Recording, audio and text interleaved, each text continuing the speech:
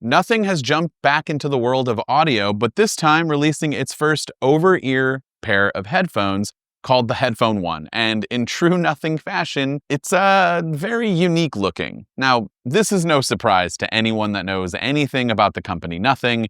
Its unique designs are kind of its thing. But what's more important here is that Nothing is also really known for making high-quality products with cheaper price tags associated with them.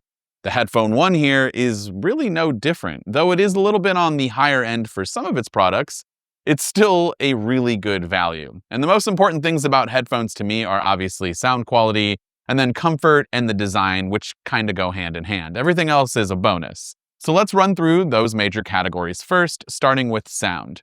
If the sound is bad, I'm not going to give it the time of the day. Honestly, I'm probably not going to make a video on it. So the fact that you're seeing a video on this means that Nothing is doing pretty okay. And I would say, honestly, it's doing better than okay. These headphones sound really, really good. I think it could be right up there with some of the best flagship headphones out on the market, especially for sound quality with some of the likes of Bose QC models, the Sony WH-1000 XM6s, or even AirPods Max. Not to mention, these are going to be starting at a retail price tag of $299, which is significantly cheaper than those last two models that we just mentioned here. A lot of those premium flagship headphones start at $450, and AirPods Max are at $550. Some of them can get pretty ridiculous, so $299 is a fairly good deal, especially for the quality of these headphones. Now, with the Headphone 1, you get a custom 40mm dynamic driver, and what Nothing states as a nickel-plated diaphragm, which includes rim and dome, and adds rigidity to enhance clarity in the highs and power in the bass. And power in the bass is especially notable here because the lows are very heavy out of the box, in my opinion. Now, of course, this is a channel that does have a strong focus on Apple products, so the first thing I did was pair it to my iPhone. And right out of the box, these headphones sound absolutely fantastic, but definitely need a little bit of tweaking for my personal preference. Thankfully, you can use the Nothing X app and adjust the EQ to your liking.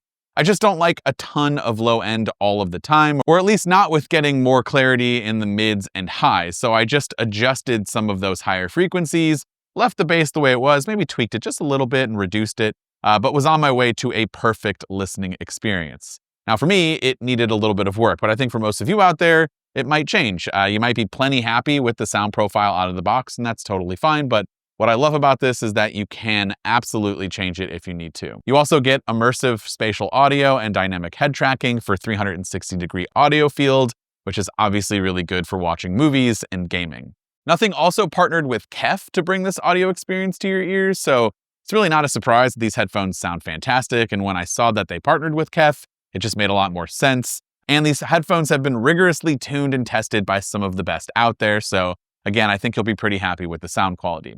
A cherry on top bonus thing here is that these headphones have really good noise cancellation and transparency.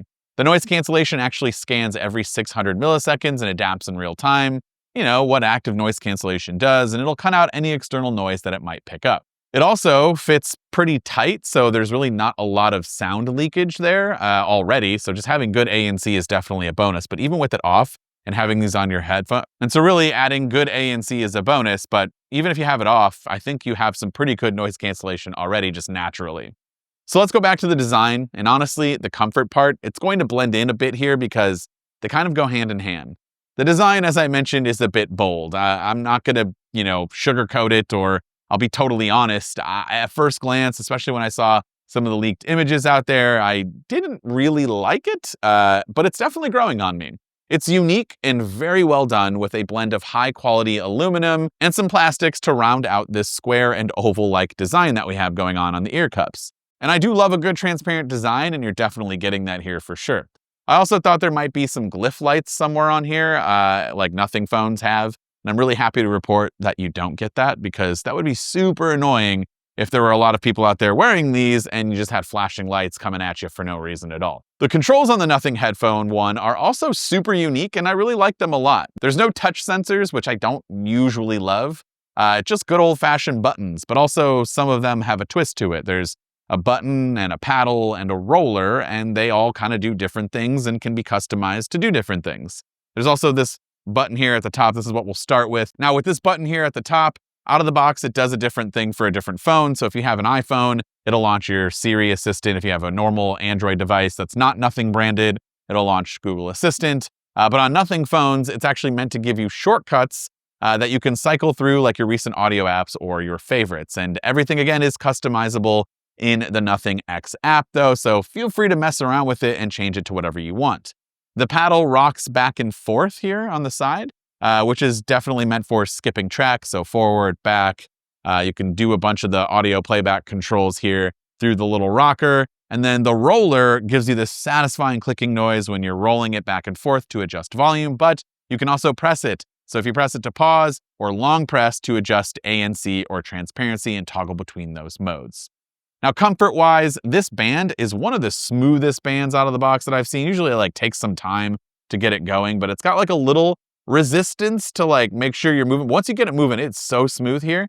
And then you got really nice, comfortable, just cushions all around, memory foam cushions for the ears.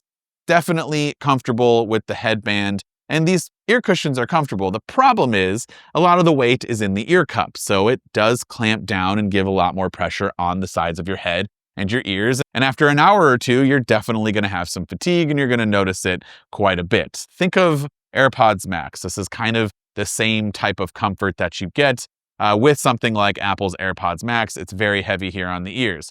I do like that these can, fold like this. They can't fold, but at least they can go flat inside of the case. And oh, by the way, the case is fairly nice, but it is pretty big, so something to keep in mind. So the comfort is not my favorite, but I rock AirPods Max and they're very similar to that. So if you've ever used those, then I think you'll be fine. And lastly, the Headphone 1 offers LDAC, USB-C audio, and of course, the old-fashioned 3.5mm headphone jack as some of the ways that you can listen to music. And you can use the included cables inside of the box if you wish.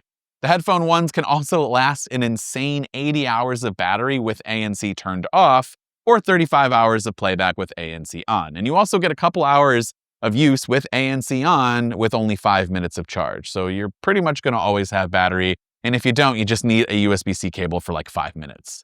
So all in all, highly recommend these, especially if you're a Nothing phone owner, because you'll get a little more out of these headphones than others might. But even other Android users and iOS fans alike can definitely enjoy these headphones to their max potential. In my opinion, I think you're going to get everything that you need. They sound like premium $400, $450 plus headphones, but at a much reduced price tag. So it's kind of hard for me not to recommend them, but you're going to have to like the design. And if you're somebody who likes unique, transparent designs, then you're going to love these. But of course, I would love to hear from you in the comments down below. What do you think of Nothing's first over-ear headphones with the Nothing Headphone 1s? Let me know down in those comments. This has been Dan with MacRumors. Thanks so much for watching, and I look forward to seeing you around in the next video.